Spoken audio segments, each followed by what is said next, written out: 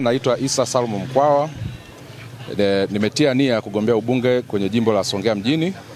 Kama wengi mnavyofahamu, mimi nina uzoefu wa kutosha, ni diwani. Nimekuwa diwani kwa miaka 5 wakati wa Matogoro, lakini nimekuwa mjumbe wa baraza la madiwani la manispaa kwa miaka 5. Changamoto za manispaa yetu ya Songea sio tu kwamba nazijua, lakini nimeziishi kwa kipindi chote cha miaka 5. Ninaamini nina vision ya kuitoa Songea hapa ilipo, kuipeleka hatua inayofuata. Vile vile kuleta umoja ndani ya chama chetu.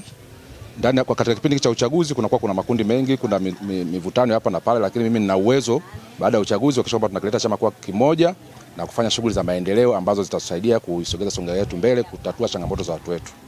Naomba tukipe chama nafasi wakati wanaendelea na taratibu za uchujaji. Mungu akijalia, kama jina langu likirudi, basi yale ambayo nimeyasema hapo na yale ambayo ninayo nitawaeleza mengi zaidi ambayo tutaenda kuyafanya ndani ya manispaa yetu.